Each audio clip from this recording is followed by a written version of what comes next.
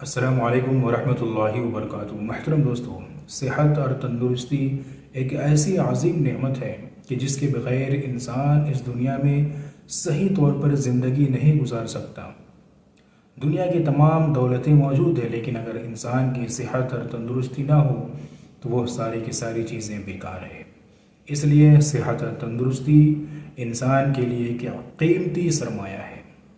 صحت اور تندرستی کے بارے میں قرآن و حدیث میں کیا باتیں رہنمائی کی گئی ہے، کن باتوں کو دھیان میں رکھنے کے لیے کہا گیا ہے، ان چیزوں کے بارے میں جانیں گے۔ اس سے پہلے ایک واقعہ آپ حضرات کو سنانا چاہتا ہوں جو صحت اور تندرستی کے متعلق ایک بہترین واقعہ ہے، اور اس میں صحت اور تندرستی کی قیمتی نصیحت موجود ہے۔ واقعہ کچھ اس طریقے سے ہے کہ خلیفہ ہارون رشید ایک مشہور بادشاہ گزرے ہیں۔ پہلے زمانے میں جو بادشاہ ہوتے تھے ان کے پاس علماء کرام کا مجمع ہوتا تھا۔ ایک طرف علماء کرام بیٹھا کرتے تھے تو دوسری طرف وزیر لوگ بیٹھا کرتے تھے۔ تو ہارون رشید کے زمانے میں جب وہ خلیفہ تھے تو ان کے دربار میں ایک عیسائی پادری آیا، جو پادری بھی تھا اور طبیب یعنی ڈاکٹر بھی تھا۔ حضرت ہارون رشید کی مجلس میں آ کر اس نے سوال کیا کہ تم یہ کہتے ہیں کہ تمہارے قرآن مجید میں ہر طرح کی رہنمائی موجود ہے، تو کیا تمہارے قرآن میں صحت اور تندرستی کے متعلق کوئی رہنمائی موجود ہے؟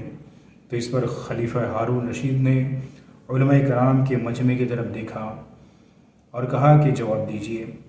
تو ان میں سے ایک عالم صاحب کھڑے ہوئے اور اجازت ملنے کے بعد اس نے جواب دیا کہ قرآن مجید میں صحت اور تندرستی کے متعلق بھی رہنمائی ہے، اور پھر قرآن کریم کی یہ آیت پڑھ کر سنائی کہ کلوا واشربوا ولا تسرفوا، کہ کھاؤ پیو اور اسراف نہ کرو۔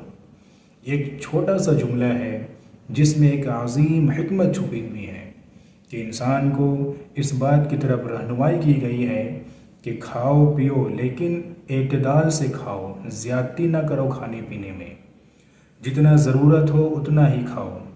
یہ ایک ایسی قیمتی نصیحت ہے کہ انسان اگر اس پر عمل کر لے تو تمام برائیاں اور جو بیماریاں ہوتی ہے اس سے محفوظ رہ سکتا ہے۔ تو پھر اس پادری نے، اس عیسائی نے سوال کیا کہ تمہارے نبی پاک صلی اللہ علیہ وسلم کے بارے میں تم یہ گمان کرتے ہو کہ نبی کریم صلی اللہ علیہ وسلم نے دنیا میں ہر چیز کی رہنمائی کی ہے، تو کیا صحت اور تندرستی کے متعلق کوئی رہنمائی موجود ہے؟ تو اس پر اس عالم صاحب نے ہی جواب دیا اور کہا کہ ہمارے نبی کریم صلی اللہ علیہ وسلم نے صحت اور تندرستی کے متعلق 3 بنیادی باتیں بیان فرمائی ہیں۔ اگر ان 3 باتوں کو انسان خیال میں رکھے، دھیان میں رکھے، تو یقیناً وہ صحت اور تندرست رہ سکتا ہے اور وہ شخص بیمار نہیں پڑے گا۔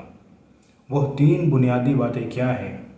سب سے پہلی بات حضور پاک صلی اللہ علیہ وسلم نے یہ بیان فرمائی کہ معدہ یعنی پیٹ بیماریوں کی جڑ ہے، اور دوسری بات یہ ارشاد فرمائی کہ معدہ کو یعنی پیٹ کو وہی دو جو اس کی ضرورت ہو، اور تیسری بات یہ ارشاد فرمائی کہ پرہیزگاری یعنی پرہیز کرنا علاج سے بہتر ہے۔ یہ 3 باتیں بنیادی ہیں انسان کی صحت اور تندرستی کے لیے۔ تو پھر اس پادری نے کہا کہ واقعی یہ جو تدبیر اور یہ جو نسخہ ہے وہ صحت اور تندرستی کے بارے میں ایک عظیم نسخہ ہے۔ تمہارے قرآن مجید اور تمہاری نبی کریم صلی اللہ علیہ وسلم کی حدیثیں حکیم جانلوز کی تمام حکمتوں پر ختم کرتی ہے۔